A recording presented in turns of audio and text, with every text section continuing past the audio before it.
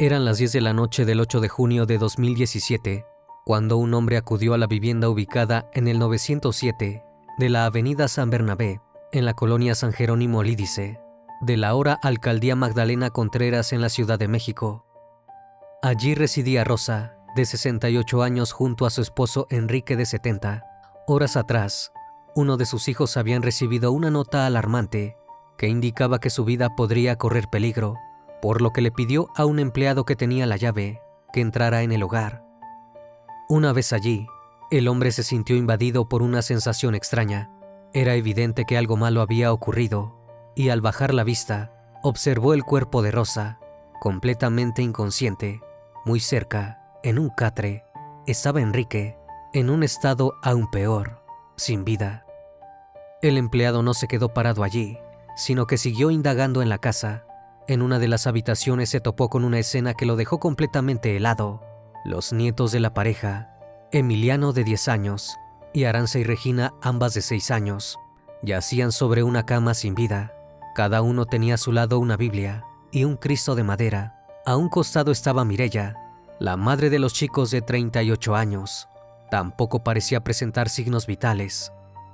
¿Cómo podría ser que la familia entera hubiera acabado así? Para conocer la respuesta, había que remontarse muchos años atrás. Buenas noches, bienvenidos al Criminalista Nocturno.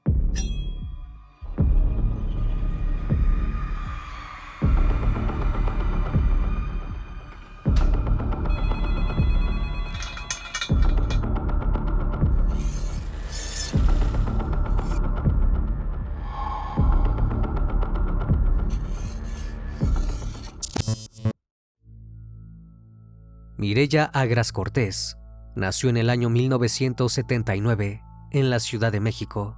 Sus padres, Rosa María y Enrique, tuvieron además otros 2 hijos, Quique y Miguel. Mireya era una niña sumamente extrovertida que disfrutaba de pasar tiempo con sus allegados, aunque la relación más cercana la tenía con su padre, que era su persona favorita en el mundo. Su adolescencia transcurrió en aparente normalidad. Al terminar la preparatoria, estudió la licenciatura en Mercadotecnia en la Universidad del Valle de México, de la cual se graduó en 2001. A partir de entonces empezó a trabajar en una empresa de marketing y multinivel que se dedicaba a la compra y venta de lingotes de oro. Mireya era muy buena en su trabajo, por lo que eventualmente pudo constituir su propio equipo de ventas, creando una red de distribuidores. Parecía tener todo en la vida, excepto amor de pareja, así que en 2005 conoció a Leopoldo Olvera Villa, un abogado especializado en casos de derecho mercantil y litigios civiles, que provenía de una importante familia jurídica. A diferencia de Mireya, Leopoldo era muy tranquilo y un poco tímido, pero se complementaban perfectamente, por lo que rápidamente empezaron una relación amorosa. Él se mostraba sumamente educado y caballeroso, haciéndole pensar que realmente era el amor de su vida. A finales de ese mismo año, los jóvenes se casaron y comenzaron a pensar en formar una familia, pero el proyecto de vida se vio interrumpido al año siguiente, ya que Mireya empezó a presentar episodios depresivos. Intentó ignorar el problema, negándose a ver a un especialista. La situación escaló al punto en que a finales de 2006, Mireya intentó quitarse la vida. Cuando pudo recuperarse físicamente, se abocó a Dios y todo pareció mejorar. En 2007 quedó embarazada y tanto ella como Leopoldo tuvieron a su primer hijo, Emiliano. A todas luces parecían ser la familia perfecta, pero esto no tardaría en cambiar. En diciembre de 2010, Mireya se enteró que estaba nuevamente encinta, esta vez de gemelas. Al estrés del nuevo embarazo, se sumó el hecho de que Emiliano comenzó a tener comportamientos alarmantes. El pequeño, de ya 3 años, no podía controlar sus esfínteres, lloraba a todas horas y tenía pesadillas cada vez que dormía. Se negaba a comer, se irritaba por cualquier cosa y no quería alejarse de su madre por nada del mundo. Mireya pensó que su hijo tenía algún problema físico, por lo que lo llevó al proctólogo. El médico le develó que Emiliano sufría de hipersensibilidad en la región anal, lo que lo hacía perder el control de su esfínter, y le dijo algo que la dejó totalmente desolada. Los síntomas eran compatibles con el abuso íntimo. La mujer decidió llevar a Emiliano con la psicóloga Leticia Ábrego para descubrir si el análisis era correcto. La especialista notó que el pequeño tenía comportamientos extraños para alguien de su edad, ya que se tocaba constantemente sus partes privadas, era muy irritable y no toleraba bien la frustración. Después de 10 sesiones, la psicóloga llegó a la misma conclusión que el proctólogo. Emiliano era víctima de abuso. Además, creía saber quién estaba perpetrando aquellos terribles actos contra el pequeño. Este le había confesado que le dolía su zona anal y que se tocaba con sus dedos allí constantemente, porque su padre le hacía lo mismo. Mireya sintió que su mundo entero se derrumbaba, pero no dudó en accionar. El 6 de junio de 2011, denunció al Ministerio Público la situación que estaba viviendo su hijo. Tenía el testimonio del proctólogo y de la psicóloga como evidencia, pero no eran suficientes. El 29 de junio de ese mismo año, solicitó un peritaje al Hospital Psiquiátrico Infantil Juan Navarro, donde se confirmó el diagnóstico de abuso contra Emiliano. Leopoldo, por su parte, negó las denuncias y en agosto le pidió el divorcio a su mujer. En medio del proceso legal, nacieron las gemelas, llamadas Regina y Aranza. Mireya no quería que ellas estuvieran cerca de su padre, ya que podrían correr el mismo peligro que su hermano. Lo primero que hizo fue solicitar la patria potestad de Emiliano ante el Juzgado 10º de lo Familiar del Tribunal Superior de Justicia de la Ciudad de México. La jueza a cargo del caso, Cristina Espinosa Rosello, determinó como primera acción un régimen de visitas y convivencia provincial entre el padre y las dos niñas. En abril de 2012, a pesar de las denuncias de abuso, Leopoldo pidió a la jueza que le autorizara también las visitas con su hijo. En junio, la jueza Espinosa Rosello ordenó que el DIF de la Ciudad de México realizara un segundo peritaje a Emiliano y a Leopoldo. El pequeño le relató al psicólogo del DIF, Omar Isidro, que su padre utilizaba una máscara de lobo mientras lo agredía. Si bien no se pudo negar ni afirmar la veracidad de sus dichos, el experto señaló que corría riesgo conviviendo con Leopoldo. Por otro lado, las pruebas psicológicas indicaron que el hombre pudo ser víctima de abuso cuando era menor de edad, lo que aumentaba las probabilidades de que le estuviera haciendo lo mismo a su hijo. Todo eso indignó a Leopoldo, que seguía manteniendo su inocencia y estaba dispuesto a todo con tal de seguir viendo a Emiliano. En octubre solicitó a la titular del Juzgado 10º de lo Familiar que se realizaran pruebas periciales sobre alienación parental entre su hijo y Mireya. Este trastorno está caracterizado por el conjunto de síntomas que resaltan del proceso por el cual un progenitor transforma la conciencia de sus hijos mediante distintas estrategias con objetivo de impedir, obstaculizar o destruir sus vínculos con el otro progenitor. Si bien esta figura no estaba reconocida por ninguna institución de salud ni psiquiátrica, era válida para los juzgados, ya que la jueza autorizó a que el Instituto de Ciencias Forenses realizara el peritaje tanto a Mireya como a Emiliano. Mientras tanto, la denuncia que Mireya había realizado ante la Procuraduría General de la República estaba estancada. El estudio de alienación parental acabó arrojando una versión de los hechos muy diferente a los narrados en audiencias anteriores. Presuntamente Emiliano no sufría de abuso y utilizaba las mismas palabras que Mireya para narrar lo ocurrido. La balanza se inclinaba cada vez más hacia el lado de Leopoldo. En diciembre de 2012, la jueza ordenó una terapia entre él y el niño para restablecer la relación paterno-filial, ya que supuestamente la alienación parental era un síndrome que se curaba, haciendo que convivan la presunta víctima y el victimario. El Instituto de Ciencias Forenses no hacía este tipo de intervenciones, por lo que se solicitó a la Asociación para el Desarrollo Integral de Personas de Abuso que atendiese el caso. Así, en febrero de 2013, Emiliano empezó la terapia. La perito en psicología, nombrada por el Instituto de Ciencias Forenses de la Ciudad de México, Rocío Estela Gómez Orozco, tuvo una sesión de observación y entrevista con Emiliano y concluyó que no había indicios de abuso. Estableció que era un niño confiado, seguro y sociable, y que la mayoría de los chicos de su edad tenían problemas para expresar y reconocer los afectos, por lo que su caso no era particular. También destacó que Emiliano tenía buenas calificaciones y que no era específicamente agresivo con otros niños. Finalmente, la doctora recomendó el restablecimiento de la relación entre el niño y su padre, de forma gradual y supervisada. A pesar de que ya había transcurrido un tiempo entre el primer peritaje pedido por Mireya y el tercero ordenado por Leopoldo, ese último fue el que tomó en cuenta. La jueza estaba de acuerdo con la psiquiatra. Padre e hijo debían reconstruir su vínculo. Mireya ya no solo temía que su esposo siguiera abusando de su hijo, sino también que intentara quedarse con la tenencia completa. Por ende, el 3 de noviembre de 2013, aceptó firmar un convenio de custodia compartida. Nuevamente, Emiliano pasaría gran parte del tiempo a solas con su padre. Rendida, Mireya intentó restablecer también el vínculo con Leopoldo, quien por su parte se comprometió a pagar mensualmente una pensión de manutención de Emiliano y de las gemelas.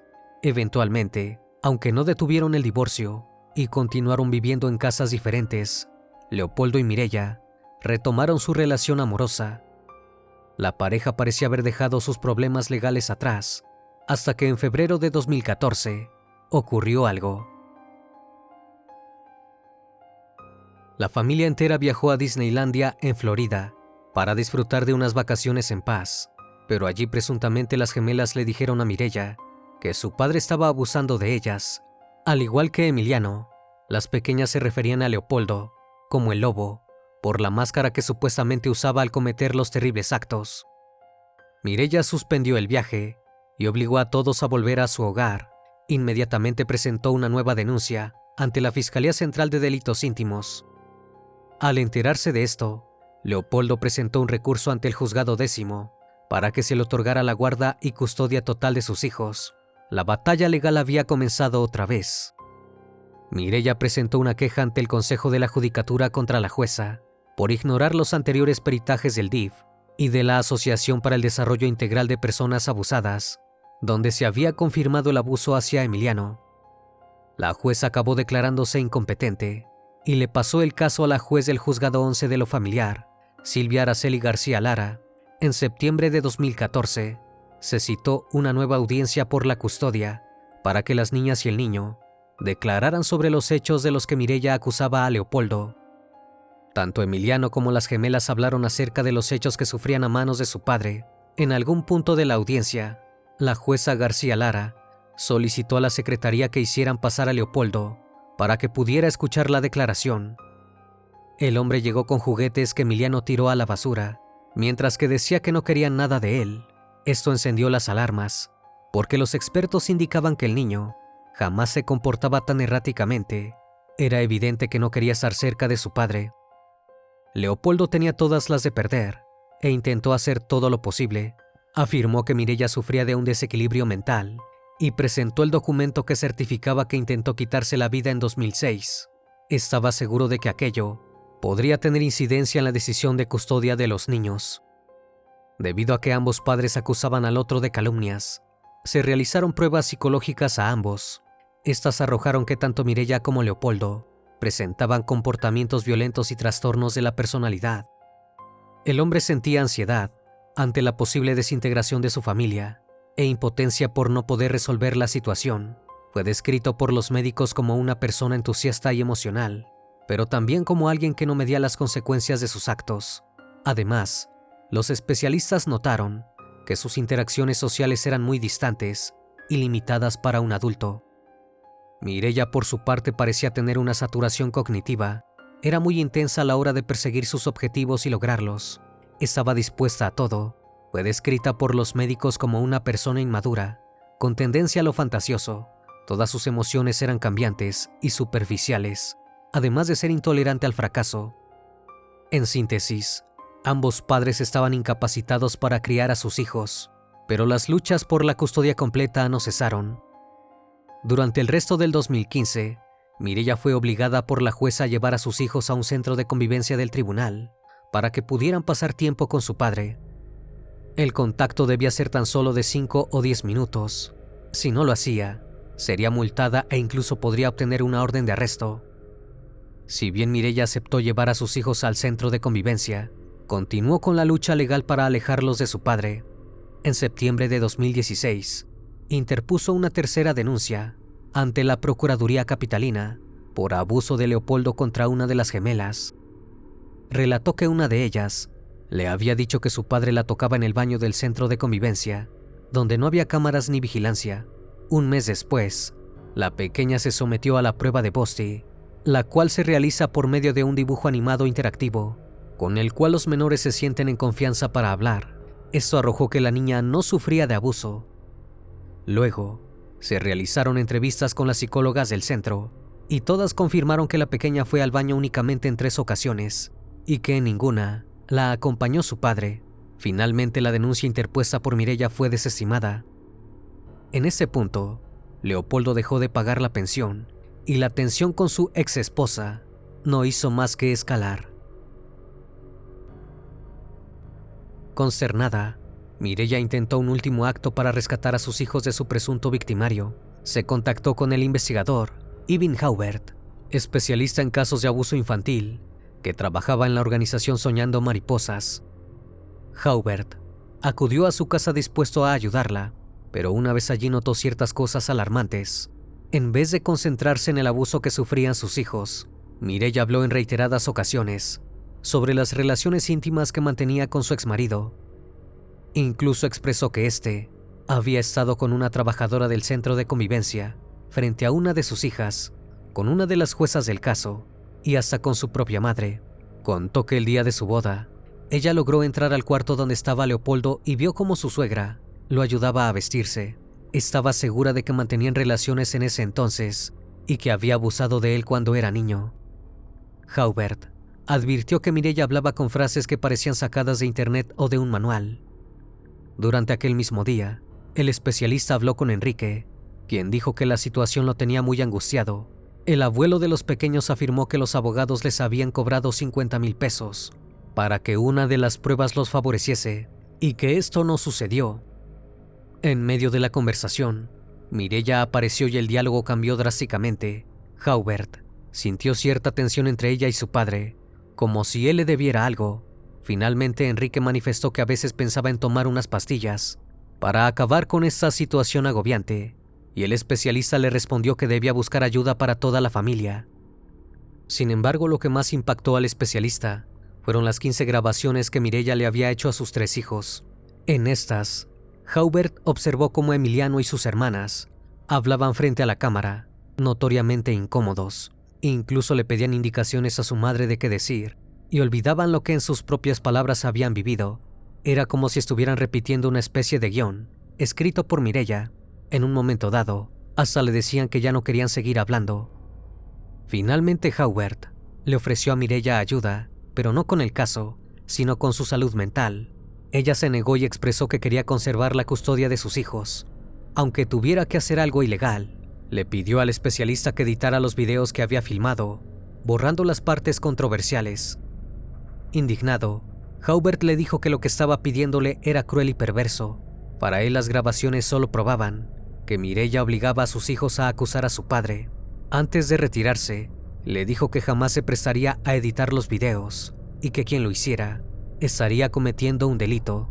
Mireya le respondió que estaba segura de que la jueza le quitaría a sus hijos y que realmente necesitaba hacer algo, pero Haubert ya había decidido no ayudarla. El 25 de febrero de 2016, la jueza García Lara revisó los exámenes psiquiátricos a los que Mireya fue sometida.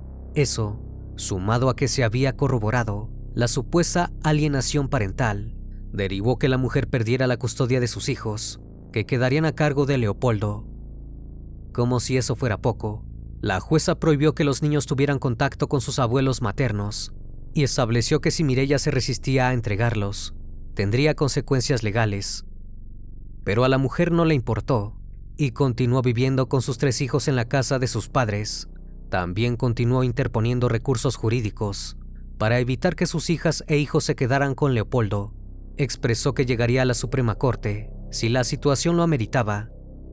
Al ver que Mireya no entregaría a los niños, el 24 de octubre de ese año, Leopoldo la denunció ante la Procuraduría por violencia familiar contra sus hijas e hijo. Ese mismo día, el hombre se desplazó junto a los agentes judiciales de la Fiscalía para la Protección de Niños, Niñas y Adolescentes hacia la casa donde residía Mireya. Pero los niños no estaban allí, por lo que los buscaron en el domicilio de sus abuelos maternos. El allanamiento fue intimidante, pero aún así Enrique se negó a dejar que los pequeños se fueran con su padre. La Asociación para el Desarrollo Integral de Personas Abusadas sumó las amenazas de la policía a la causa a favor de Mireya. El caso se volvió parte de la agenda de México y comenzaron a llegar solicitudes de entrevistas. En 2017, Mireya fue invitada al programa de Francisco Sea, que transmitía Imagen Televisión. Durante la charla con el conductor, contó cómo llevaba 5 años luchando contra su exmarido, que abusaba de sus hijos. Expresó que ninguna autoridad local atendía su caso y que estaba viviendo una verdadera pesadilla. Señaló que tenía peritajes del DIF, de ADIVAC, de una psicóloga perito en psicología, del Hospital Psiquiátrico Infantil Juan Navarro, pero que ninguno parecía suficiente para las autoridades. Remarcó que sus hijos no querían vivir con su padre y que los juzgados violentaron sus derechos al obligarlos a permanecer con él. También reveló algo que ningún otro medio sabía en ese entonces. Leopoldo la había amenazado, y a la familia de este, con quitarles la vida. Al ser abogados tenían contactos para hacer que la justicia le entregara la custodia y la patria potestad de sus hijos. Alicia Rosas, fiscal de atención de delitos íntimos de la Procuraduría Capitalina, que participaba en la mesa del noticiario, respondió a los dichos de Mireya en vivo y en directo. Dijo que el caso estaba siendo revisado en la fiscalía y que la mujer había sido atendida continuamente, pero la situación era compleja porque Mireya tenía procesos familiares paralelos. El Ministerio Público se encontraba realizando una investigación relacionada con un delito en materia familiar, que es una instancia independiente de los delitos íntimos sobre el problema con la custodia. La fiscal espetó que este había sido resuelto por una juez de lo familiar. Mireya terminó la entrevista advirtiendo que tenía que vivir escondiéndose de las autoridades para proteger a sus hijos. Luego de la emisión, el Procurador General de Justicia de la Ciudad de México, Rodolfo Ríos Garza, informó públicamente que las investigaciones no acreditaron que Leopoldo hubiera abusado de sus hijos. Si hubiera pruebas fehacientes, el hombre hubiera sido consignado y estaría preso en alguna cárcel. Mireya no se rindió y, con todos los ojos puestos en el caso, presentó una apelación para que no le quitaran la custodia de sus hijos. Al mismo tiempo, los retiró de la escuela y los escondió en casa de sus abuelos, donde pasaban todos sus días leyendo la Biblia. En este contexto, Haubert brindó una entrevista y habló sobre su encuentro con Mireya. Relató que la mujer había obligado a sus hijos a narrar frente a la cámara los presuntos abusos de su padre. Calificó a Mireya como una enferma mental y expresó que quitarle a los niños fue la peor decisión que un juzgado podría haber tomado, ya que la mujer estaba dispuesta a todo. El 7 de junio de 2017, casi 7 años después de la primera denuncia, Mireya decidió que ya había tenido suficiente.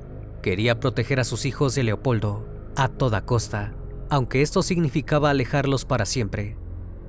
Entonces ideó un plan junto a sus padres, Enrique y Rosa, en el que toda la familia tomaría una sobredosis de pastillas sedantes para quitarse la vida. Las horas previas, Enrique redactó su testimonio y les envió dinero a sus otros hijos para que pudieran darles a él, a su esposa, a su hija y a sus nietos un entierro digno. Luego le escribió una nota a uno de sus 2 hijos, en donde le pedía que si las pastillas no le hicieran ningún daño, que por favor les quitara la vida. A las 11 de la noche de ese día, Mireya subió a sus redes sociales una fotografía con sus hijos a modo de despedida. Luego comenzó a preparar todo para arrastrar a sus pequeños hacia el fatídico final. Primero mezcló junto a Rosa las pastillas sedantes en 6 vasos de leche con chocolate. Acto seguido, se los dieron a los 3 pequeños para que los ingirieran. También les pidieron que sostuvieran una Biblia y un Cristo de madera.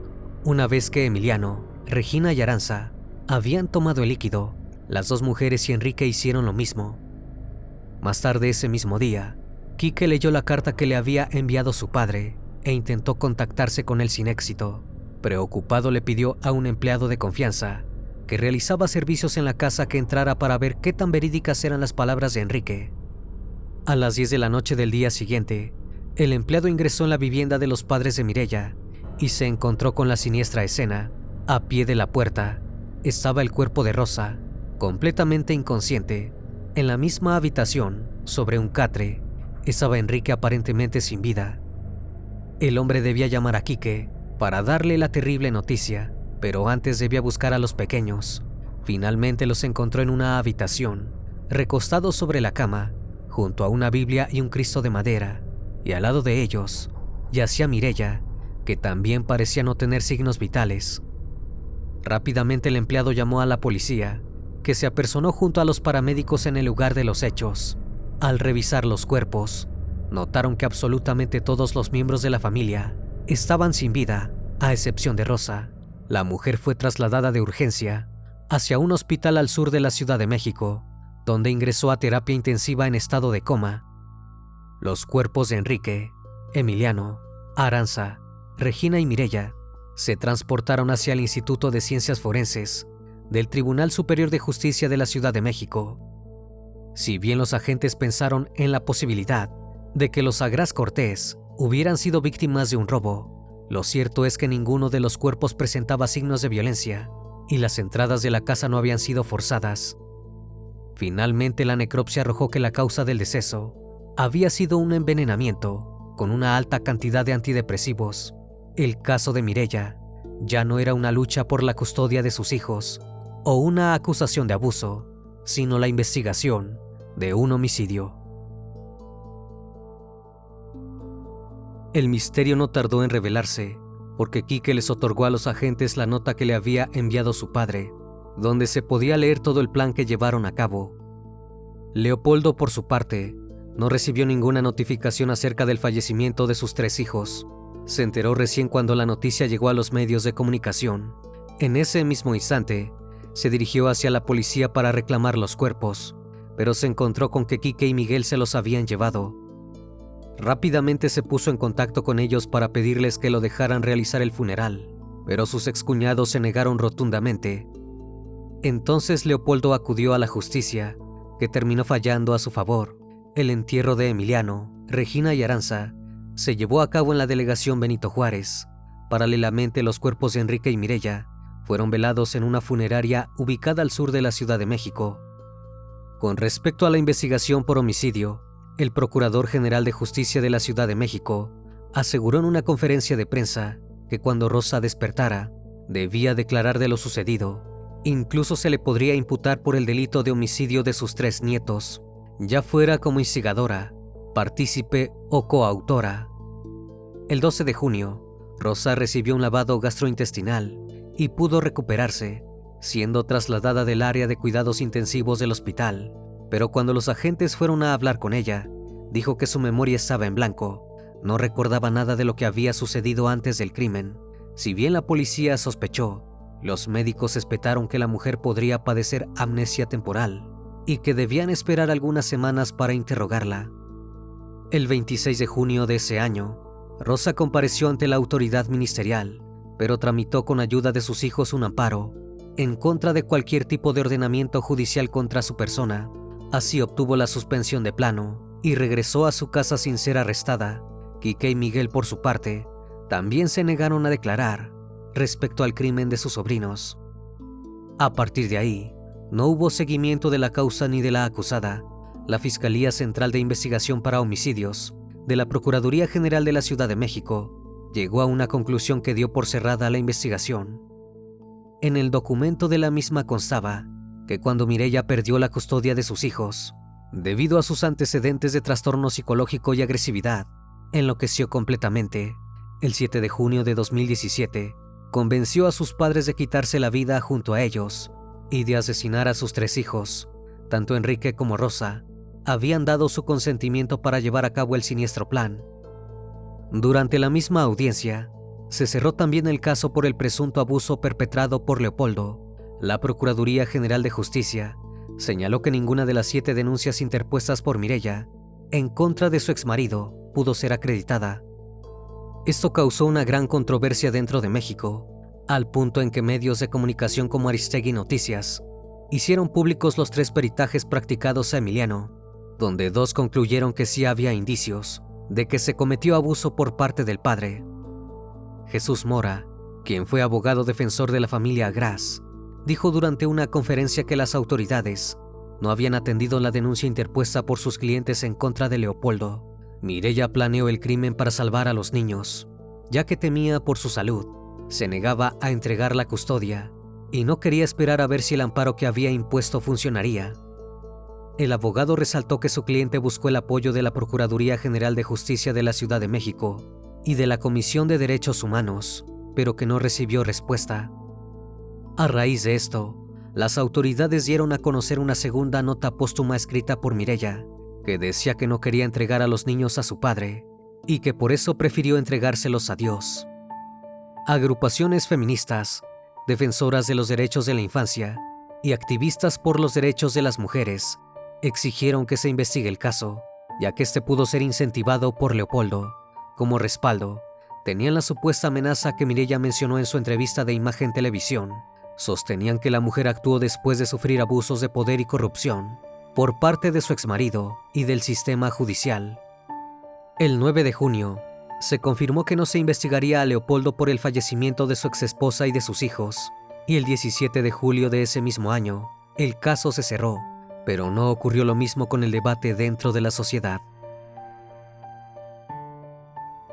Los familiares de Leopoldo aseguraron a los medios que él era víctima de las manipulaciones que Mireya había ejercido contra sus hijos y que las acusaciones de abuso no eran legítimas. Rocío Medrano, su abogada, dijo en televisión abierta que el hombre sufrió una pérdida seria, severa y dolorosa y que merecía respeto. La psicóloga María Cristina Pérez declaró que Leopoldo era una persona honrada y que se le acusó injustamente. El abogado Miguel Saucedo afirmó que su cliente buscó rescatar a sus hijos por todos los medios posibles. Relató que cuando inició el proceso legal contra Mireya, fue a grupos de padres y de psicólogos para buscar qué más podía hacer al respecto. A diferencia de su exmujer, él quería hacer todo por la vía legal. Estas declaraciones indignaron a la parte de la sociedad que creían firmemente en la lucha de Mireya. El Instituto Nacional de las Mujeres emitió un comunicado de prensa en el que señaló que estos casos son juzgados sin perspectiva de género y que en repetidas ocasiones los jueces cometen omisiones, sesgos y prejuicios. Diferentes agrupaciones alertaron que había más casos como el de Mireya. Llamaron a la Suprema Corte a resolver el recurso sobre alienación parental. Expresaron que las mujeres, las niñas y los niños eran víctimas de una figura jurídica que criminalizaba a las madres tratándolas de manipuladoras y los pequeños de mentirosos. Actualmente la figura jurídica es inconstitucional, pero el problema no se ha resuelto. Ese caso es muy polémico, debido a las circunstancias de los hechos. De ahí la importancia de priorizar la salud mental de los niños y adultos. Si bien cada uno tendrá su punto de vista en torno a la situación, los que más sufren en estas situaciones son los pequeños, que muchas veces son sometidos a situaciones incomprensibles para ellos. Una vez más, estimado público, agradezco su compañía. Gracias por acompañarme en esta nueva transmisión. Recuerden que pueden seguirme en redes sociales. Actualmente me encuentro en Facebook, Twitter, Instagram, TikTok y también en Spotify. Si el caso de hoy te pareció interesante e informativo, te pido me regales un like o un comentario sobre la transmisión de esta noche. Me despido de ustedes, no sin antes agradecerles su compañía, y recuerden, si aún no estás suscrito, te hago la cordial invitación a que lo hagas y formes parte de esta gran comunidad.